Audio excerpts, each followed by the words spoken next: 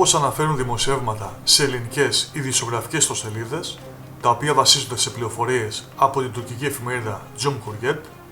το κλίμα ανάμεσα στους πρωταγωνιστές, στους διαχειριστές της τουρκικής οικονομίας, είναι πάρα πολύ τεταμένο και αυτό δείχνει και το πόσο μεγάλο είναι το πρόβλημα που αντιμετωπίζει πλέον η Τουρκία.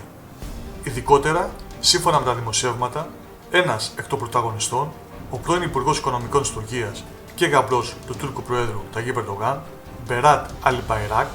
έφτασε στο σημείο να πιαστεί στα χέρια με τον νέο διοικητή της Κεντρικής Τράπεζας Τουρκίας, Νατσί Ακμπάλ. Συγκεκριμένα, το βράδυ του Σαββάτου, σύμφωνα με τη μαρτυρία του βουλευτή του καλού κόμματος Αουτούν Τσιράι, κατά την έξοδο των ανδρών από το προεδρικό μέγαρο, υπήρξε συμπλοκή ανάμεσά τους, ενώ προηγουμένως είχε πραγματοποιηθεί σύσκεψη υπό τον Τούρκο πρόεδρο Ταγίπ Ερντογάν. Όπως αναφέρεται, αιτία της συμπλοκής ήταν και η κακή σχέση που έχουν οι δύο άνδρες μεταξύ τους, αφού ο Νατσίμπ Ακμπάλ είναι ο πρώην Υπουργός Οικονομικών της Τουρκίας, τον οποίο διαδέχτηκε ο γαμπρός του Ερντογάν και μάλιστα απομάκρυνε και όλους τους συνεργάτες του, αλλά και η οικονομική κρίση που υπάρχει αυτή τη στιγμή στην Τουρκία. Η οικονομική κρίση που εστιάζεται κυρίως στα συναλλαγματικά αποθέματα, που πληροφορίες αναφέρουν πως δεν υπάρχουν πλέον, και αυτό έγινε γνωστό στον Τούρκο πρόεδρο από τον νέο κεντρικό τραπεζίτη σε αυτή τη σύσκεψη.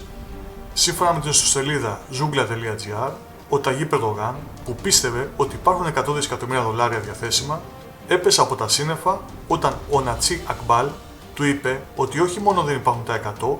αλλά ότι αν γίνει προσφυγή στο Διεθνές Νομισματικό Ταμείο για βοήθεια, θα πρέπει να βρεθούν και άλλα 40 δισεκατομμύρια, καθότι υπάρχει έλλειμμα και έτσι το χρεωστικό ποσό θα αγγίξει τα 140 δισεκατομμύρια.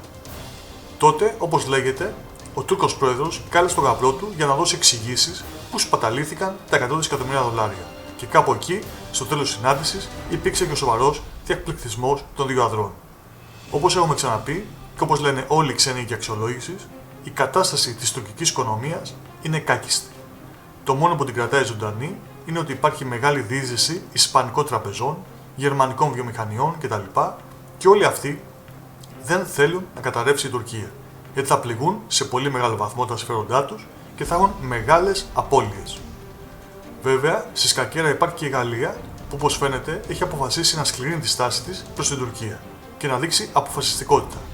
που όπως φαίνεται πολλοί άλλοι δεν τολμούν.